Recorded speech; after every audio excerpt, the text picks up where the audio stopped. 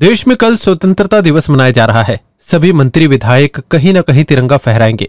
हरियाणा में भी सभी मंत्री व विधायकों की लिस्ट जारी हो चुकी है, लेकिन उसमें अनिल विज का नाम कहीं नहीं है। इसको लेकर खुद अनिल विज का कहना है कि मुझे पार्टी ने कहा था, लेकिन ये सभी जानते हैं कि अंबाला छावनी में 40-45 सालों से पार्टी की ओर से तिरंगा फहराते हैं, लेकिन जब से वे मंत्री बने हैं तो यहाँ तिरंगा नहीं फहरा सके।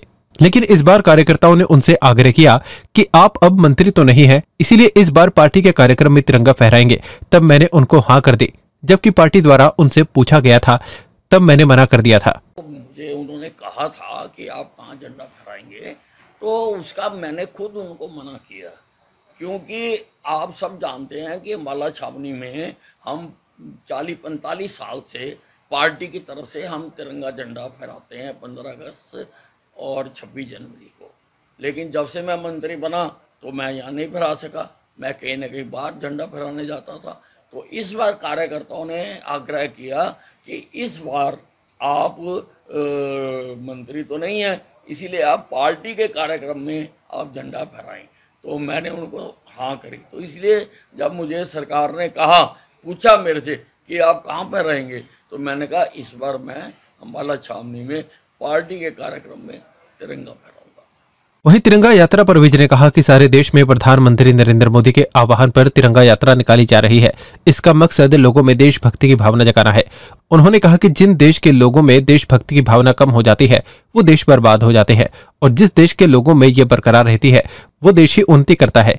इसलिए इसको बरकरार रखने के लिए ये तिरंगा यात्रा हर साल निकाली जाती है। सारे देश में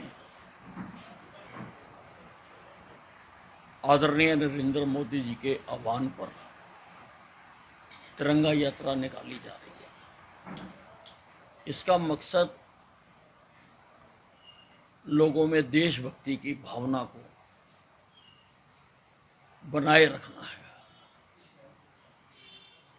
लोगों में देशभक्ति की भावना जिन जिन देश के लोगों में कम हो जाती है या गिर जाती है, वो देश बर्बाद हो जाते हैं। और जिन देश के लोगों में ये बरकरार रहती है वो देश ही उन्नति करते हैं, वो देश ही तरक्की करते हैं। इसीलिए इसको बरकरार रखने के लिए ये हर साल तिरंगा यात्रा निकाली जाती है। वहीं हिंडनबर्ग पर देश में सियासी घमासान बचा हुआ है। इसके जवाब पर विज ने कांग्रेस को लताड़ते हुए कहा कि ये कांग्रेस का रचा हुआ खेल है। कांग्रेस कुछ विदेशियों के साथ मिलकर देश की अर्थव्यवस्था को नुकसान पहुंचाना चाहती है। विज ने कहा कि और भी स्थानों पर देखा गया है, कांग्रेस कभी पाकिस्तान की भाषा बोलती है, कभी चाइना की भाषा बोलती है। देखिए, ये तो कांग्रेस का रचा हुआ खेल है। कांग्रेस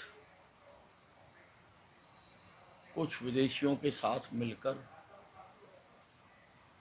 देश की अर्थव्यवस्था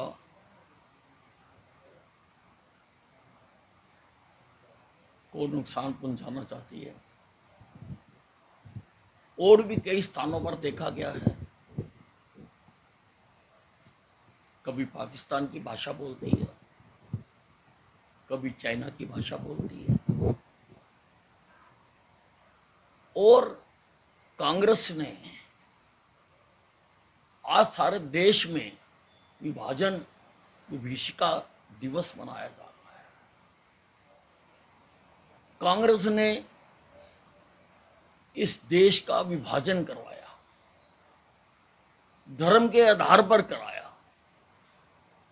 गाते तो रहे ईश्वर अल्लाह तेरा नाम, हिंदू मुस्लिम सिख ईसाई सब भाई भाई, पर हिंदू और मुसलमान के आधार पर इन्होंने देश का विभाजन करवाया। लगभग 10 लाख लोगों का कत्ल करवाया।